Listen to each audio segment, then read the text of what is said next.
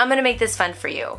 And I know writing is not the easiest subject to teach our children, kids, teens, preteens. It's not easy. Now, there is a curriculum out there called IEW, and I'm going to talk specifically about this curriculum, but if you were just wanting to find easy tips to help your children learn how to write better, this is going to help you too. Now, IEW is a classical approach to writing. It's very, very different than the public school. The approach is different, but it is so good, and there are so many testimonies. I'm going to go ahead and leave a link to all the videos that I made in the description box below, as well as a link where you can find out how to purchase their curriculum. I will also leave little iCards up at the top, but today I'm going to be talking about how to make writing more fun for you as a parent and for them. And think of it as a kind of hide and seek, maybe, sorta, type game. So like I said, IEW, this is the curriculum that I'm going to be using. It's going to be their structure and style curriculum.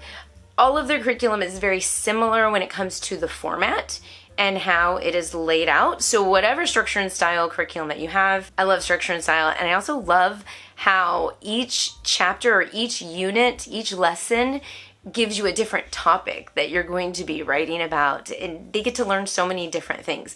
Now there are unit topics, unit studies with IEW, where you could do like Bible heroes, Narnia, and they're great too. Everything that I'm going to do right here applies to all of it, but I'm going to be using structure and style specifically. I'm also going to be sharing with you a resource that I use with my kids, and that is called Banish Boring Words. This is not an IEW resource. This is actually from Scholastic, I know. And I just, whenever it comes to getting your kids to write better, more creatively, this is a huge tool. And I'm going to show you a little bit how to use this.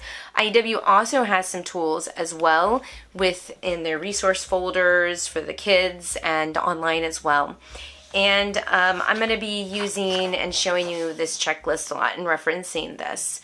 So basically with IEW, what you're going to get is each week you are going to get a checklist of things that you have to accomplish with your paper. And they actually build on itself. So let's say, week 1, of course, you're going to have the structure and making sure your name is there and a title and a topic and a clincher, but then you get to style, and this is when it starts to build on itself. Maybe the first week you only have ly adverbs. The second week they add in the who, which clause, so you'll have ly adverbs and the who, which clause.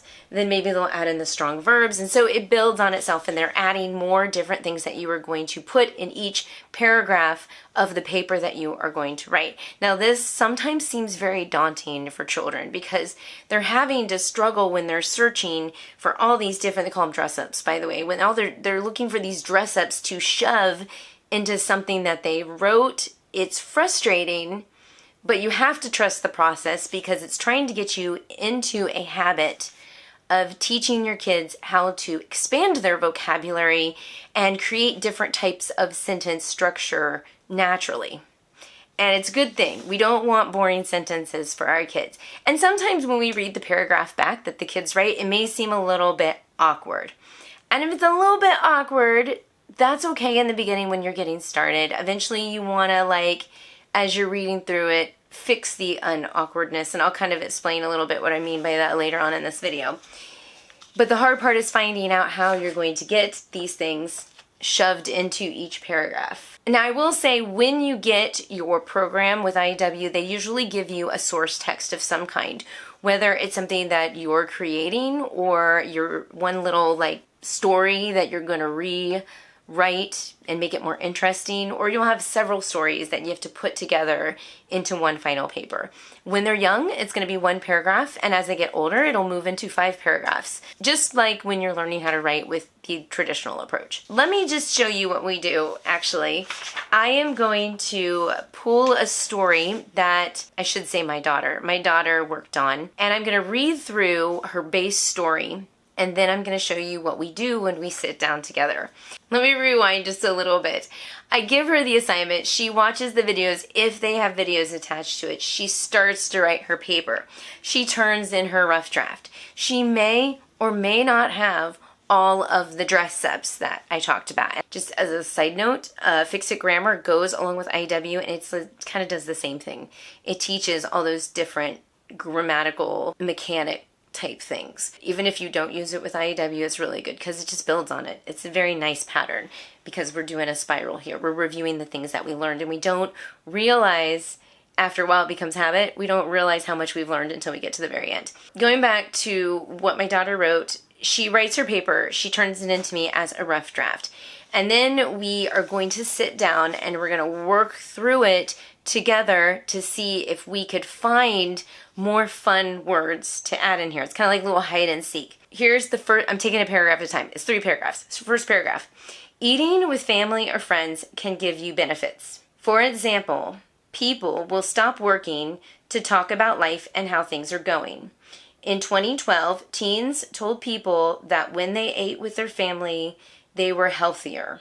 It's probably because you tend to eat vegetables and you don't overstuff yourself. When you eat with people, something happens. You become smarter, healthier, and can think faster.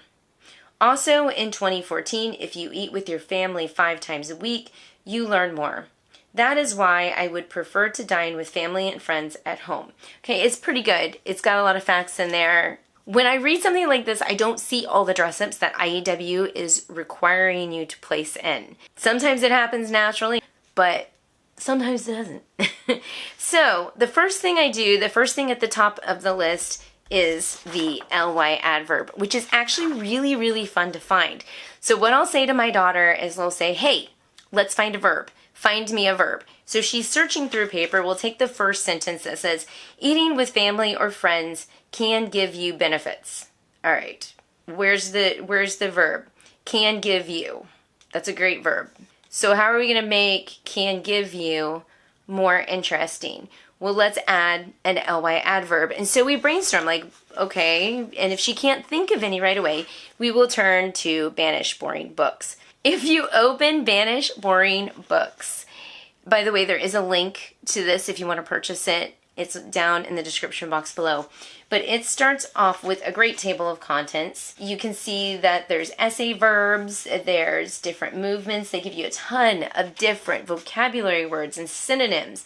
Now the action verb section, you'll see that they'll have some words, like for example, arrived is in bold, but then words that are like synonyms to arrived, alight, appeared, disembarked, dismounted, enter, landed, reach, all of those you can use to possibly replace the word arrive to make it more stronger and to give it more depth to its meaning, which gets kind of exciting because as you share these words with your kids, you can start to explain the deeper meaning behind that word and what it does to the sentence and the story when you change that out. But we're talking about ly adverbs right now.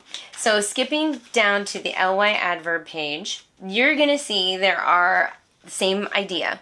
Angrily, apparently, beautifully, bravely, calmly, and in this case, we're describing how someone is going to give you benefits, how something is going to give you benefits. So I'm looking, angrily doesn't work, apparently doesn't really fit, and so we'll go through the bold letters and we'll find one that kind of fits.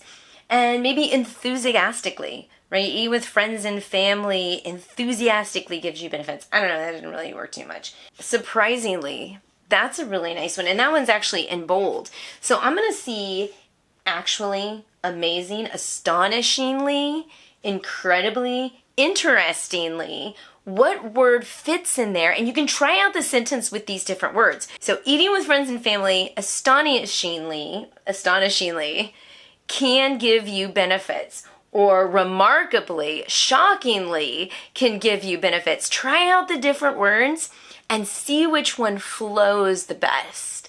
And practice saying them to each other, because then you're getting into a little bit of rhetoric too, which is actually, I love writing and rhetoric, that idea of writing and rhetoric combined together.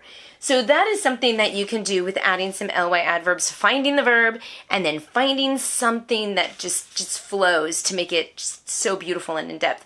Now, you really just need to do that once with the paragraph. You can do it more than once if you want to, but there's some other things that we need to shove in there, which is the who, which clause. So the next sentence in her paper says, for example, people will stop working to talk about life and how things are going. Great. I love how she said, for example, that you've got a prepositional opener right there. It just kind of happened naturally for her, which is great, and that's on the checklist. but how can we add possibly a who, which clause? And this is where you can find your noun. So look for your noun, all right? Let's look for this. For example, people. People is a noun. So we found the noun. What else do we know about these people? Well, maybe they were working at the time and then they're going to stop working to talk about life and how things are going when they're eating. So we can say, for example, people who are working will stop working to talk about life and how things are going. So I really like that idea. That she actually did on her own. I have to give her kudos there. But finding the noun and finding something that's a little bit interesting about that noun, then I kind of help apply it to the sentence to make the sentence more interesting. You kind of play around a little bit with that. You can sit here and follow this practice with each and every one of these dress-ups and have so much fun. Time will fly when you get into this with your kid, especially if you're excited about it. And sometimes that's really hard to do, and that's why I'm trying to get you guys excited about it, because it can be fun. But all right, I'll try one more with you guys and we're gonna go ahead and do, let's do a strong verb. When you eat with people, something happens. Let's look at the word happens. What about that happens can be more interesting. And then that's when you can kind of come back to this book and we're going to go through and find some adjectives. You can go to the character traits page. Actually in the back there's a section that says interesting and boring. So I'll go through there. Captivating. Something captivating happens, or charismatic happens, or astonishing. So you can pick any of those if it fits with the sentence and to make the sentence just a little deeper and a little richer. The idea is basically you're playing, and this is such a good tool to help get you guys playing with these different parts of speech. And also, when you're doing this, you're building a richer vocabulary for your child.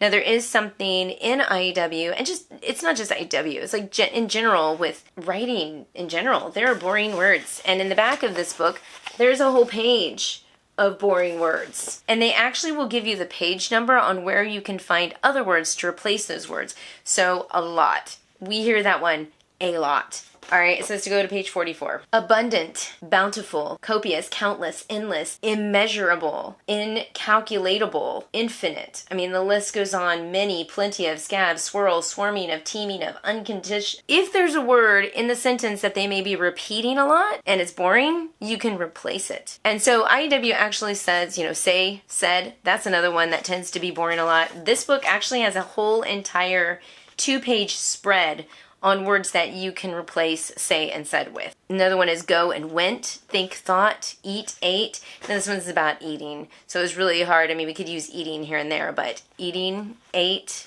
consumed. And this is, like I said, building vocabulary. Siri is a great resource. So is Alexa. Use your resources. I understand vocabulary books are great to build their vocabulary, but sometimes it doesn't always stick. It's when you're using those words in context and creating something with those words, hearing them in context, that's when you really start to learn the words. Sometimes I feel like some of those vocabulary books are a little bit of a waste of time.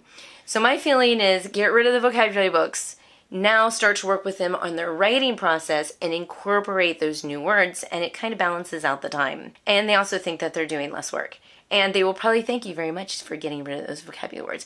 It will take a little bit of work on your part to introduce some of those new practices and new habits. And by the way, this is how we learn anyway when we're grown-ups, is learning words through context. By the way, if you're doing vocabulary to help you with SATs or PSATs, I'm just going to be straight up and tell you there's so many vocabulary words on the SAT and PSAT test that there is no way that you are going to learn the definition of every single word in a short amount of time and be able to have no problem picking them. The SAT, there is a specific way to learn how to do it. Do some research, but learn how to take that test, not learn a bunch of vocabulary words. So if that's the reason you're doing vocabulary, I honestly, personally think that's just a waste of time. That's my personal opinion. Learn how to take the SATs and the PSATs. Learn how to take tests. So that's just a little side note right there. I think it's a very important side note, especially when you have a high schooler. So this is basically how I work with my children, teens, kids when teaching IEW. Like I said, down below there is definitely some links if you're interested in that curriculum, as well as Spanish boring words. And I will also, I'll stick them right here. So if you guys want to check them out, There's some boxes right there and you can check them out and enjoy. Thank you guys for watching this video. Leave me a comment, let me know what you thought, and don't forget to subscribe. Thank you guys. Bye.